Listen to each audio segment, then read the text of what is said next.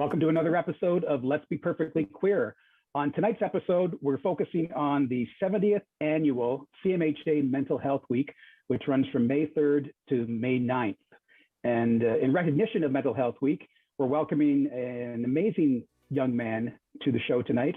My guest is a trauma-informed coach and psychotherapist, Frank Kewen. Frank, welcome to the show. Thanks very much, and thanks for the young man. Lie to me. Say it again. My pleasure.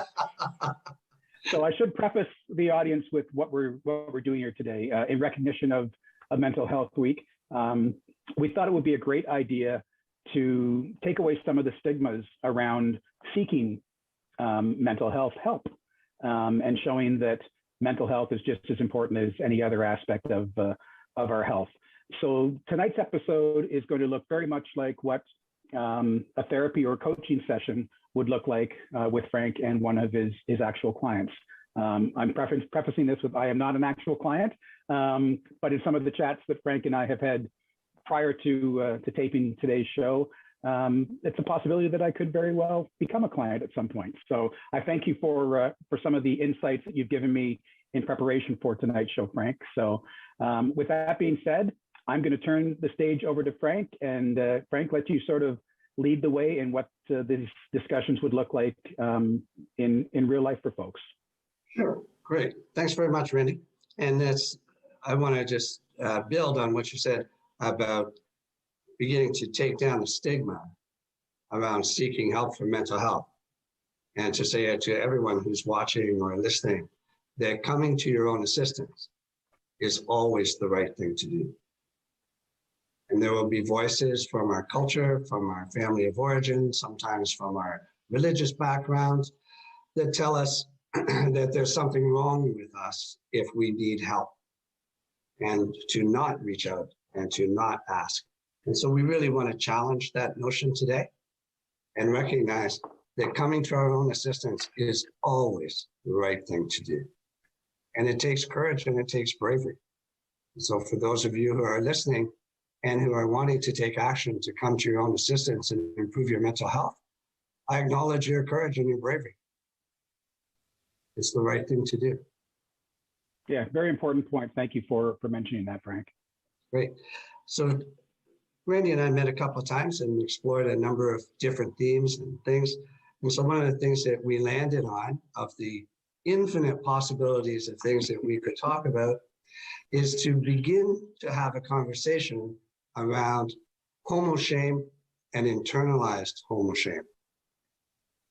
And I'd like to begin by distinguishing homophobia and HomoShame. Homophobia is the fear of homosexuals, or the fear of being homosexual or queer, LGBTQ+. And there are times and places in our world, unfortunately today, where recognizing that fear is a really important barometer for assessing whether it's safe to be transparent about who we are and how we love. And there are times when that, and I'm going to say it this way, that the fear of being, that sense of fear of being, is an experience that is supported by shame. Shame goes to who we are, our very being, our essence, our life energy, and all the ways that it expresses itself. And so when we have internalized this shame around our being, that's internalized HomoShame. And we pick it up from the very subtle things, as subtle as the absence of characters in the stories that we were read as children who love differently than what is considered to be the norm or the majority.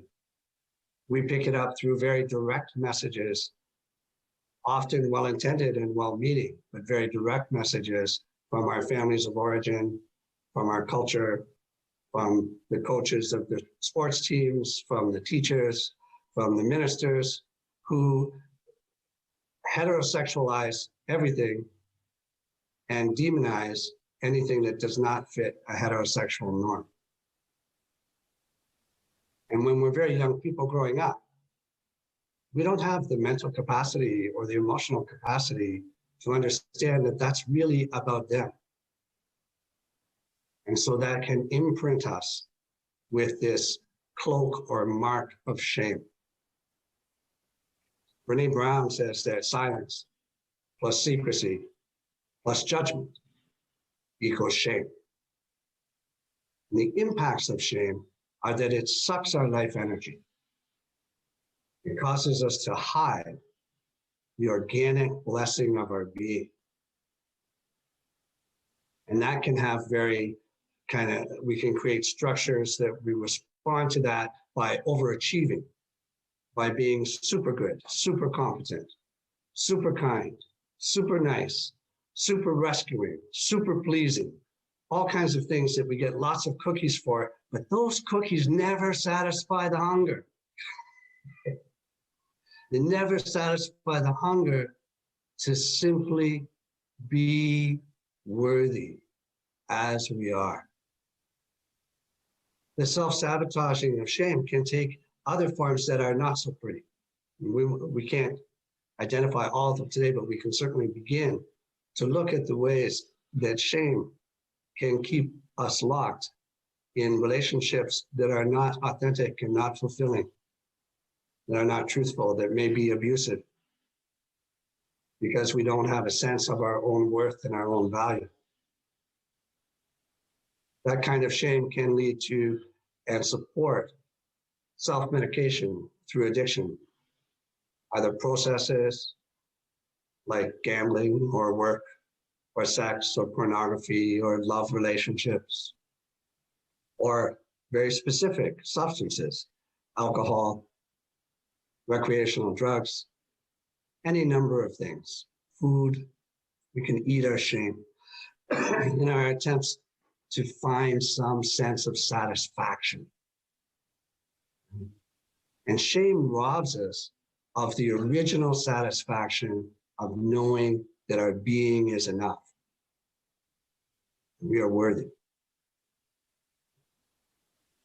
So what we're going to do a little bit of today is to explore some of that and to take some time to demonstrate a process for beginning to release some of that shame in order to let those structures that don't serve us dissolve.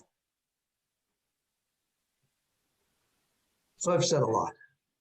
I wanted to give you a sense, those who are listening, of an overview of what it is that Randy and I have been exploring together and what we're going to continue to explore. So I like to be kind of practical as well. So Randy, I really want to appreciate and acknowledge your willingness to be a subject in this coaching. Thank you for that. No, I think it's important. I really do. I think, as you and I have talked previously, I have some hesitancy around psychology in general, and I have a history of, being in therapy and speaking with counselors, both psychologists and psychiatrists, and I've always felt that I've been able to sort of manipulate those conversations so that I come out looking great. And it's again, the issue with me was that I thought if this psychiatrist or psychologist was any good, they'd realize that I'm lying to them. Right. But I realized that, it's a two-way communication, right? And if I'm not willing to be open and honest in that communication with, regardless of who I'm speaking to, then how can I expect to get a truly accurate result that is going to help me? So yes, and that's I really appreciate you identifying that. And so often when I'm working with LGBTQ plus clients, we bump into this this kind of background noise, this water that we've swum in for so many years of becoming extremely adept at hiding. Absolutely. Yeah. 100%. Yeah. And so it is a sadness that anyone, and particularly LGBTQ plus people, have to wonder if the therapist that they're going to see, or the psychiatrist, or the doctor, social worker, is an ally, or is part of the pathologizing of sexual orientation. Right. So it makes sense that people don't walk in the door and say, yeah, so here's who I am, and here's the issue, and let's go. Sure. And I mean, during the times that I sought that sort of help, I wasn't even close to even being ready to come out as my authentic self. So I already had that those barriers up in front of me, and there was no way that I was going to come out to a counselor or a psychologist at that point in my life. So yes, and one of the things that I often say to clients, and I'll say to you today, is that we never blame the child for how they learn to survive. We simply say, good for you. Yeah, absolutely. You're here, you made it. Yeah. Yeah, and Now it struck me in some of the information that you sent before the taping, Frank, talking about, reflecting on your past life, and I think my earliest memory is probably goes back to my childhood as I have three brothers. There's only boys in my household. So my mom was the only female in our home. My dad was the president of the Minor Hockey Association in the small town I grew up in, and I was the only one of his sons who did not play hockey. So even before I knew what it meant to be gay or queer, I was already being labeled as the faggot in town because I wasn't the one playing hockey. And all my brothers played very well. And like I say, my dad coached and was president. So there was sort of that expectation that I should be following that same path. And because I didn't, what's wrong with that guy? So. Yes. And that sense, that very early sense of what's wrong with me. Yeah, definitely. Yeah. And as we touched into in the introduction, when we're little people, we don't have the cognitive capacity or the emotional capacity to even know that, well, maybe there's nothing wrong with me. Maybe there's something wrong with this system. Maybe, Absolutely. yeah. And so part of our recovery from that kind of shame is to, as an adult, be able to revisit the experiences of our young child and be the corrective parent. In a sense, people say, well, we can't change our past, and that's true. It's absolutely true. We cannot have the supportive parent in our past that we didn't have, but we can become the supportive parent to ourselves now. Right. One of my mentors. I was just going to say, and I don't feel that I didn't have supportive parenting growing up. I don't think my parents even recognized it. And some of the things that they would inadvertently say that I didn't even recognize until later in life, that, that probably is still sitting in the back of my head somewhere. Those sly comments and the idea that Randy's the only one of their sons that can't skate very well and all those things. Right. But again, I don't put that on them. That's just sort of the way society was. There was almost zero representation of what it looked like to be queer in the public at that point in time. I think the earliest memory that I have of anyone who represented being queer on TV was Billy Crystal in Soap. And that was a very exaggerated, stereotypical portrayal. So, I mean, funny as heck, no question about it, and enjoyed the show. But yeah, that wasn't, I didn't see myself or see what I thought I would end up growing up to be in social media, or in media rather. There was no social media back in those days. But yeah, there was no example of what that looked like. And any example that I did see of queer folks was always that exaggerated, which is fine, because I love my flamboyant friends, but at the same time, that's not, again, a reflection of me. No. So, and it was those were the out queer folks that got bashed, Yes. Yeah. So we're touching into, I think, three primary things: the absence of witnesses to the blessing that we are, the stereotyping and making it one dimension, and then the outright rejection, demonization, or violence. Yeah. Yeah. And when we take a look at these things in terms of our culture, our religion, our family of origin, we're not looking for their intent. We're listening for the impact that has on the developing child. Sure. Yeah. Great. Any questions or comments that you have at this point, Randy? No, I mean, just that, like I say, it struck me that I still have, it's funny, when I look back on sort of my pre-coming out days, Yes. It's very foggy. When I think back to high school, for example, and when I think back on high school, I have fond memories of high school. I still have many good friends from my high school days and elementary school days, again, because I grew up in a small town, so you got to know a lot of people. But there's still this fog in my memories around who I was, in quotation marks, because again, I really didn't know, and there was a lot of confusion around why I'm not quote unquote normal. You know, why am I not more like my brothers? Why am I not athletic? Why am I not able to express myself the way my brothers do?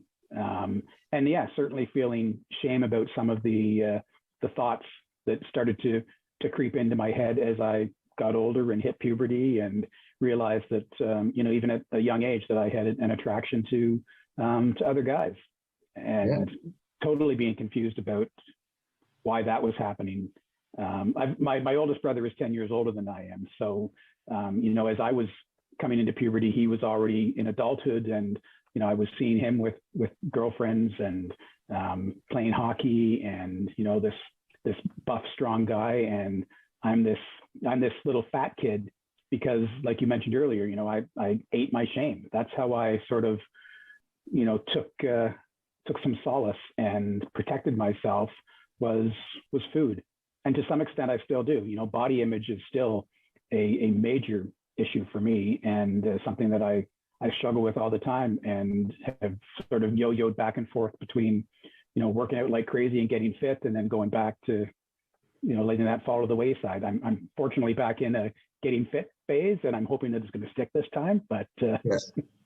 But yeah, that it all tends, when I think about, the origins of that, it really does go back to my childhood, and that idea of, not being the athletic son, brother. That's I'm not saying that was an expectation of my parents or my brothers. I was never pressured into getting into hockey or anything. It was always my decision. And sometimes I felt like I'd wished that I had been pressured into doing it, because maybe I would have been good at it. I don't know. But yeah, just that whole idea of being different and not really being able to understand why. Yes. And along with that sense of being different is the silence and the secrecy and the judgment around it. Yeah, I spent a lot of time alone as a kid. And that was because that was what I wanted, was to be alone. And I still value my alone time, but I now see that as sort of as a child anyway, a way to protect myself, because if I was alone, then there was no one around that I had to worry about saying anything derogatory to me or making comments that, as kids do. And so many LGBTQ folk develop what I'm going to refer to as the inner police person, who controls their impulses and their desires and their preferences and their expressions, not just of sexuality in its overt way, but of their sensuality, of their orientation to life, what it is that they prefer and love, and learn to police that in order to find some place to belong in this environment. Sure.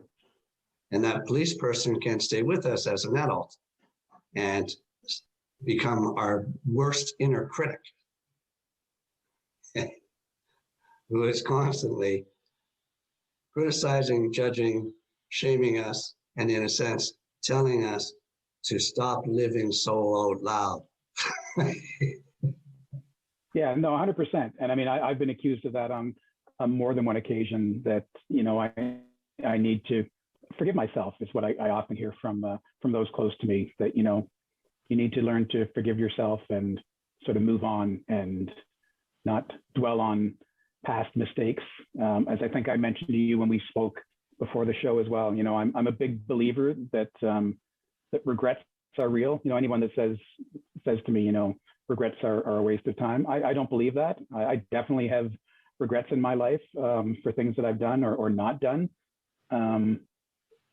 And there are some things that, yes, I wish I could change, but at the same time, I worry that if I had some magical power to be able to go back and change things, would I be where I am today, which is in a place that I never dreamed I'd be able to be, and never happier than I've been, never more content with who I am, never more proud to speak about who I truly am and live my authentic self and share that as openly and as publicly as I do. So if I went back to my younger self and made a tweak in that story that could possibly make me feel better back then, but could change everything the way it is now, despite all the noise and the hardships that I've been through. You know, if that were the case, if that would change everything, then I would gladly live through all the trauma again, because where I am today, like I say, I can't even describe the life that I have today is one that I never dreamed I would have. Yeah, and that's a wonderful place to have arrived to. Absolutely. Yeah, it's very freeing. Yes. It's absolutely freeing. And a lot of that is because, you know, I got to a point in my life where it was, okay, it's just time to be me and not worry so much about what others think of me. Although I do, you know, I'm one of those people who I don't care what you think of me, but at the same time, I care what you think about me. Yes. And you know, I credit a lot of that with to my husband, who you know, meeting Aaron literally saved my life in every possible way another human being can save someone's life, and allowed me to have that support and that freedom to be me and not have to worry about anything. So that's, yes. Yeah, it's and I recognize the privilege that I sit in being able to say that. My Kleenex is too far away to reach, so I don't want to get into it too much. But Yes. but yeah, I couldn't be happier with the life that I've been able to build and we've been able to build together. So no regrets. It's good news. Yeah, it is. Yeah. So I sent you some questions to consider. And I know that Deanna, I think, is going to screen share those. Yes. At some point. And yeah. I'm just going to read them for those who are listening.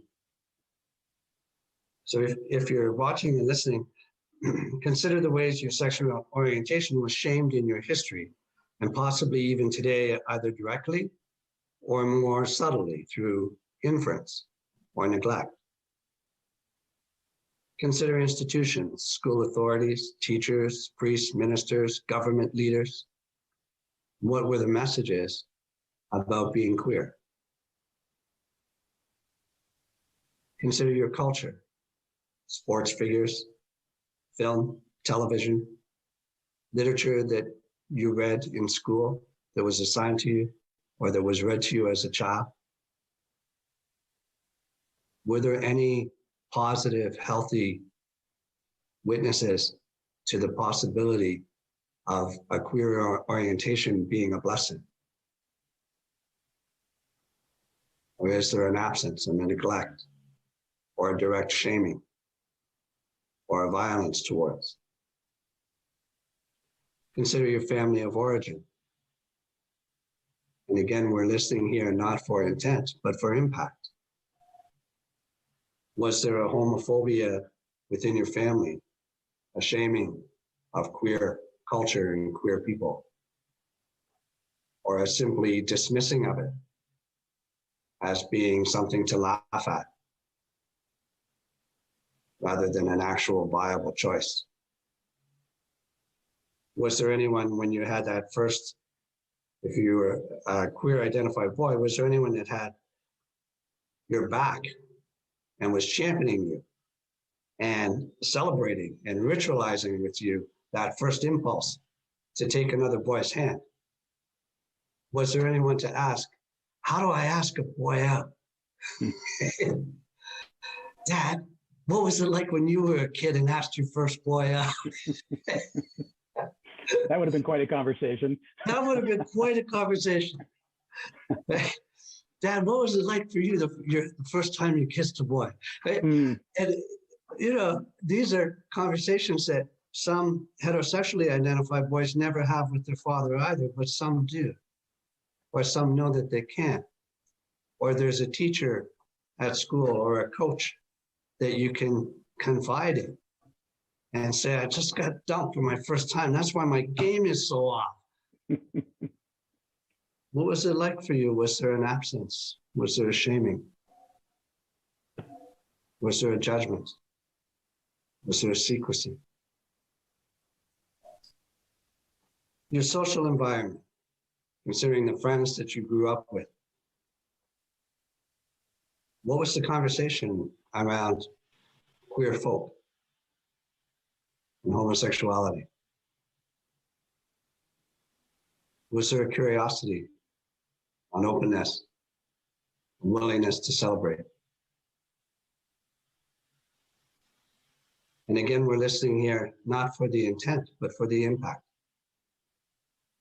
of the absence of healthy socialization and support for queer identified people. And the impact all great questions, Frank. I knew this was going to happen with this episode, that we would get to a point where we have to wrap things up. But I would love to invite you back to continue this conversation if you're willing to come back, and we can start actually delving into some of the answers to those questions. Absolutely. Yes, I would love to.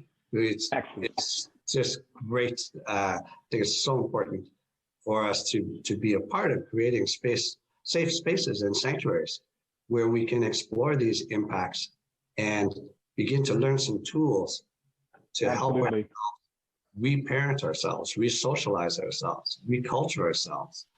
100%. Yeah. Well, Frank, I absolutely appreciate the time that you spent with us. I appreciate all of your insights. I absolutely appreciate you and the way you've been able to help me in such a short period of time. So thank you for that. Thank you for watching another episode of Let's Be Perfectly Queer. Remember, Mental Health Week, so it's time to hashtag get real about how you feel. Have a good night, everyone. We'll see you next time.